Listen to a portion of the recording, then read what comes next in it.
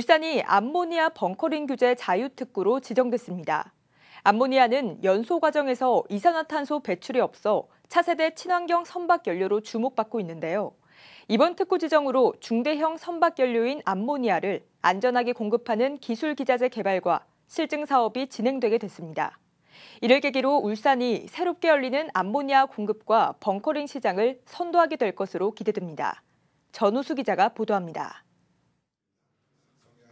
울산이 중소벤처기업부로부터 암모니아 벙커링 규제 자유 특구로 지정됐습니다. 이번 울산 규제 자유 특구에서는 암모니아의 벙커링 기술 개발과 실증을 진행하게 됩니다. 울산은 HD현대중공업과 현대미포, 롯데정밀화학 등 세계적인 조선과 화학 기반 시설이 밀집돼 있고 실증 대상이 될 세계 최초의 중대형 암모니아 추진선도 건조 중에 있는 등 실증을 하기에 최적의 조건을 갖추고 있습니다. 규제자유특구 지정기간은 다음 달부터 오는 2027년 12월까지 2년 7개월이며 2년 연장이 가능합니다. 특구 지역은 미포 국가산단과 테크노 일반산업단지 일대 7.24제곱킬로미터로 사업비는 총 160억 원에 달합니다. 암모니아는 연소 과정에서 이산화탄소 배출이 없어 2050년쯤 선박연료의 44%를 차지할 것으로 전망되는 차세대 친환경 선박연료로 주목받고 있습니다. 하지만 독성이 있어 현행법상 고정된 저장소에서만 충전이 가능하고 이동식 탱크로리를 활용한 연료 충전 기준은 따로 정해져 있지 않습니다. 울산에서 실증할 기술은 이 같은 문제점을 극복해 TTS용, 즉 이동식 차량 탱크로리에 실린 암모니아를 육상에서 해상 선박에 직접 주입 충전하는 것으로 국내 최초입니다. 울산시는 이번 특구 지정을 통해 국내 최초 암모니아 연료 공급 인프라와 벙커링 기술을 확보하고 중대형 선박용 TTS 벙커링 안전기술 개발과 실증, 탈탄소 목표 달성을 위한 에너지 전환이 가속화, 그리고 일자리 창출과 지역 고용 활성화 견인 등의 효과를 기대하고 있습니다. 이번 암모니아 벙커링 규제 자유 특구 지정은 산업수도의 울산과 조선강국 대한민국의 경쟁력을 지키는 핵심 요소가 될 것입니다. 이번 특구 지정에 따른 경제적 효과는 생산 유발액 262억 원, 부가가치 유발액 129억 원으로 분석됐습니다. 울산시는 이번 특구 지정을 계기로 세계 암모니아 조선 기자재 시장을 울산시가 선점해 나갈 수 있도록 모든 역량을 집중해 나간다는 방침입니다. JCN 뉴스 전우수입니다. 제21대 대선 국민의힘 울산시당 선거대책위원회는 어제 실회 프레스센터에서 기자회견을 갖고 김문수 후보의 두 번째 울산 지역 공약으로 조선과 미래기술 산업, 에너지 대전환 분야의 핵심 공약을 발표했습니다. 김 후보는 울산 공약으로 동구의 미래 친환경 첨단 조선기술 혁신지구와 방산혁신 클러스터 구축을 조성해 울산을 K조선의 거점으로 만들겠다고 약속했습니다. 또 울산에 AI 기반 미래 모빌리티 엔지니어링 센터를 설립하고 한국형 도심 항공교통 실증지 선정, 그리고 지역별 차등 전기요금제 도입, 청정수소 클러스터와 고효율 스마트 배터리 혁신밸리 구축을 공약했습니다. 국민의힘 남구갑 시구의원들은 어제 오전 실회 프레스센터에서 기자회견을 갖고 김사국 의원의 즉각 사퇴와 후원금 반환을 촉구했습니다. 이들은 국민의힘 소속이라는 믿음 아래 지원받은 정치 후원금을 가지고 민주당으로 이적한 것은 명백한 기만이라면서 후원자들과 함께 후원금 반환 운동을 전개하겠다고 밝혔습니다. 중앙선거관리위원회에 따르면 지난해까지 김상욱 의원은 정치 후원금으로 1억 4,600만 원을 모금한 것으로 알려졌습니다. 후원금 반환 논란과 관련해 울산시 선관위는 후원회가 적법하게 후원금을 기부받은 후 정치적인 이유 또는 단순 변심, 지지 철회 등의 이유로 반환하는 것은 정치자금법에 위반될 수 있다고 밝혔습니다. 울산시 선거관리위원회는 근로자가 제21대 대통령 선거의 사전 투표 기간인 29일과 30일, 그리고 6월 3일 선거일에 모두 근무하는 경우 고용주에게 투표에 필요한 시간을 청구할 수 있다고 밝혔습니다. 울산시 선관위는 시청과 각 구, 군청 등 지방자치단체와 주요 직능 경제단체 등의 근로자의 투표 시간 청구권 보장 관련 규정을 안내하고 소속 직원들의 선거권 행사 보장에 적극 앞장서줄 것을 당부했습니다. 공직선거법에 따르면 고용주는 근로자가 투표하기 위해 필요한 시간을 청구하면 이를 보장해줘야 하고 정당한 사유 없이 이를 보장하지 않으면 1,000만 원 이하의 과태료를 부과받을 수 있습니다. 울산 시내버스 노사의 임금 협상이 최종 결렬되면서 버스 운행 중단이 우려되고 있습니다.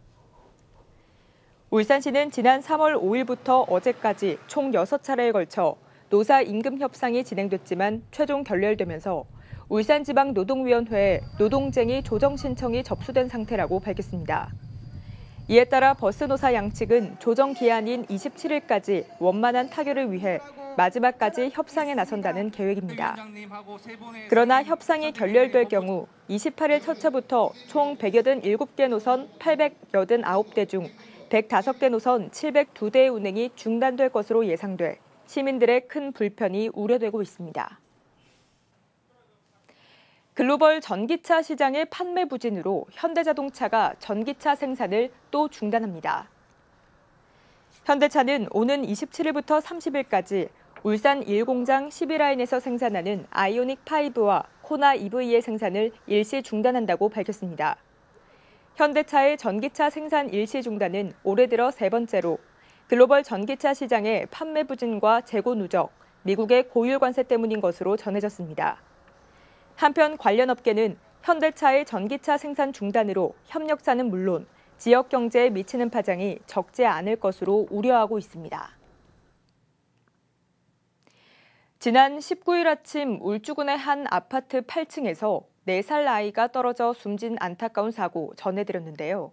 어린아이들의 추락 사고는 예상치 못한 순간에 벌어지는 만큼 사고를 미리 막기 위한 안전대책이 필요하다는 지적이 나옵니다. 박영훈 기자가 보도합니다. 지난 19일 사고가 발생한 울주군의 한 아파트. 아침 시간 8층 창문에서 4살 A군이 1층 화단으로 떨어졌고 119 구급대가 긴급 출동했습니다. 119가 막 하고 오더라고. 둘이 떨어져가지고 바로 막 심폐소생술하고 있더라고. 그러면 실고가 돼. A군은 심폐소생술을 받으며 병원으로 옮겨졌지만 결국 숨졌습니다. 아버지가 그 AD 그 기기에 부착해 놓은 상태에서 그 심폐소생술 하고 있었거든요. 처음부터 왔었을 때부터 심정지 상태였었고 그 병원 도착할 때까지 계속. 경찰은 아버지가 잠든 사이 A군이 의자를 밟고 창문에 올라가 추락한 것으로 보고 있는데 당시 창문엔 추락 방지용 철제 난간이 있었지만 무용지물이었습니다. 지난 2023년 12월 대구의 한 아파트에서도 5살 남자아이가 16층에서 떨어져 숨지는 등 이 같은 어린이 추락 사고는 매년 반복되고 있습니다. 실제로 어린이 추락 사망 사고는 최근 5년간 전국에서 매년 10건 이상 꾸준히 발생하고 있는 상황입니다. 전문가들은 서너 살 정도의 아이들은 높이에 대한 인지 수준과 균형을 잡을 수 있는 근육이 막 발달하는 단계인 만큼 추락 사고를 당할 위험이 높아 예방책이 필요하다고 지적합니다. 환경이나 높이 이런 것들에 대한 제대로 된 위험에 대해 경각심이 없어요. 문제를 미리 예견하고 펜스를 높인다든지 떨어짐을 방지하기 위해서 아파트 층간 사이에 뭔가 보조물을 준다든지 해서 특히 아이들이 경각심을 가지고 보호자도 주의를 기울일 수 있도록 아이와 부모 모두를 대상으로 한 안전교육이 필요하다고 말합니다. 어린이 추락사고가 더 이상 반복되지 않도록 건물 설계와 안전교육 등 다방면의 예방책 마련이 필요해 보입니다. JCN 뉴스 박영훈입니다. 프로야구 NC다이노스가 한화 이글스와의 울산 문수야구장 홈경기를 지난 20일부터 시작했습니다. 지난 20일 김두겸 시장의 시구와 함께 시작한 한화 이글스와의 이번 3연전은 오늘 저녁까지 문수야구장에서 이어집니다. 한편 창원시가 기존 홈구장인 창원 NC파크에 대한 시설 점검을 마쳤다고 밝힌 가운데 구단은 직접 경기장 상태를 확인하고 내부 논의를 거친 뒤 복귀 시점을 결정할 것으로 전해졌습니다.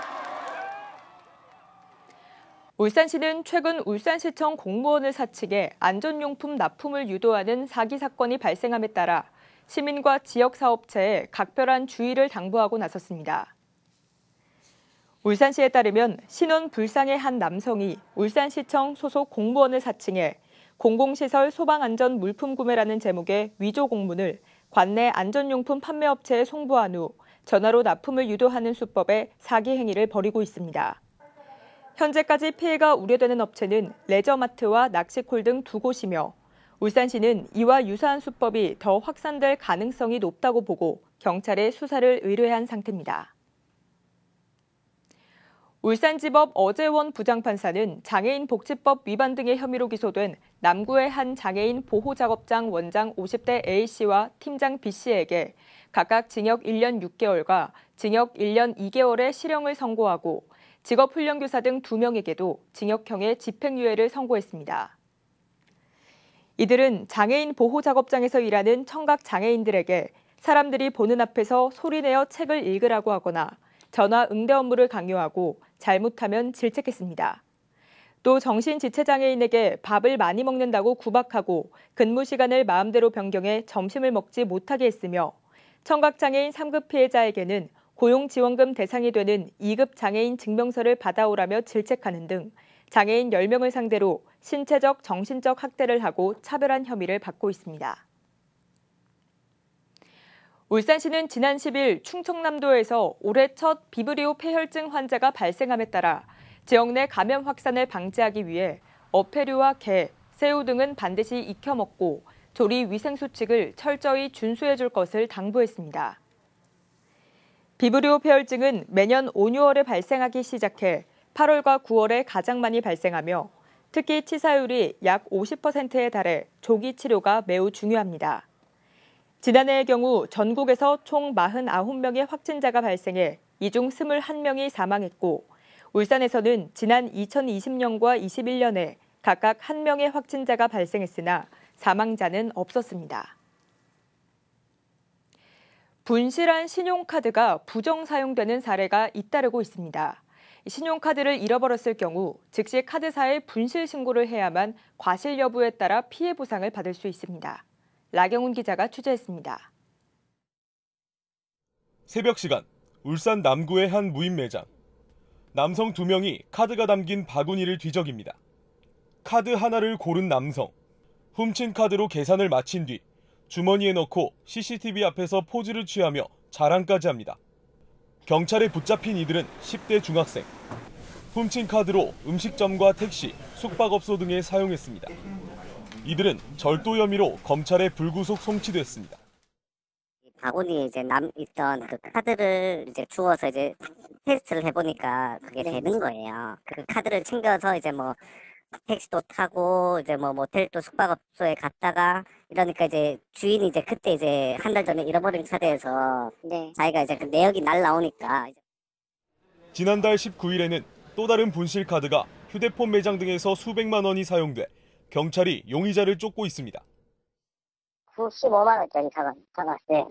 분실 등록된 카드로 이제 이쪽에서 매출이 나왔다. 잇따르는 분실 카드 부정 사용 사고. 카드 분실 사실을 인지했다면 즉시 카드사에 분실 신고를 해야 합니다. 신용카드를 분실한 경우 신고일 기준 60일 전부터 발생한 부정 사용에 대해서는 카드사로부터 보상을 받을 수 있습니다. 하지만 분실 사실을 알고도 바로 신고하지 않아 발생한 피해에 대해선 카드사의 보상 책임이 없습니다.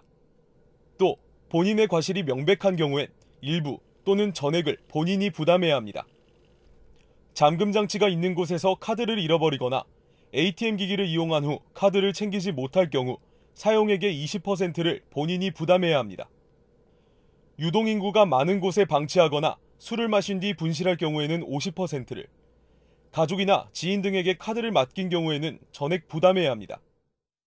지금 카드는 현금을 준하는 중요 지분 수단이기 때문에 카드를 잘 관리할 책임 자체가 카드 소비자에게 있으시거든요. 카드 관리를 얼마나 잘 했는지에 따라 책임이 생기실 수가 있기 때문에 주의할 의무들이 있으셔서 순간의 방심이 큰 피해로 이어질 수 있는 만큼 신용카드 분실 시 빠른 신고와 철저한 관리가 필요합니다. JCN 뉴스 라경훈입니다. 울산시는 한국관광공사와 협업해 2025 대한민국 여름맞이 숙박세일 페스타 지역 특별기획전에 참여한다고 밝혔습니다. 이번 특별기획전은 울산 지역 내 7만 원 이상 숙박 상품을 예약할 경우 5만 원 할인권을 제공하는 행사로 오는 28일 오전 10시부터 30일까지 3일간 참여 온라인 여행사를 통해 선착순 1인 한 매씩 발급됩니다. 참여 온라인 여행사 정보와 할인권 사용 방법은 한국관광공사 공식 누리집에서 확인할 수 있습니다. 북구청이 어제부터 다음 달 5일까지 제7대 아동의회 의원을 모집합니다. 아동의회는 북구청이 2019년부터 운영해온 아동참여기구로 오는 7월부터 내년 6월까지 1년간 정기회의와 정책 제안 등 다양한 의정활동을 펼칩니다. 모집 대상은 북구에 주민등록이 돼 있거나 북구 소재 학교에 재학 중인 18세 미만 아동이며 지원 서류 등 자세한 내용은 북구청 누리집 고시공고에서 확인할 수 있습니다. 유니스트가 어제 스타 강사로 유명한 이지영 사회탐구 강사를 인공지능대학원 특임교수로 임명했습니다. 윤리학 전공의 이지영 특임교수는 AI 의식과 윤리 문제에 대한 교육을 진행하게 되며 임용기간은 오는 2018년 4월까지 3년입니다. 이지영 특임교수는 미래의 AI 전문가들이 사회적 책임을 다하는 방향으로 성장할 수 있도록 돕겠다며 윤리적 사고를 바탕으로 한 AI 연구도 적극 지원하겠다고 말했습니다. 울주군이 지역사회 발전에 기여한 군민에게 수여하는 울주군민상 수상자에 대한 예우를 확대합니다. 울주군은 지난 8일 시행된 울주군민상 일부 개정 조례안에 따라 울주군민상 수상 후 3년간 수상자를 주요 축제와 행사에 초청하고 문화공연 관람요금을 면제하는 등 모두 6가지 혜택을 수상자에게 제공합니다. 6개 항목 가운데 공영주차장 주차요금 면제와 울주군 체육시설 사용료 50% 감면 등 평생 혜택은 역대 모든 수상자에게 소급 적용할 방침입니다. JCN 모닝앤 울산 마칩니다. 함께해 주신 여러분 고맙습니다.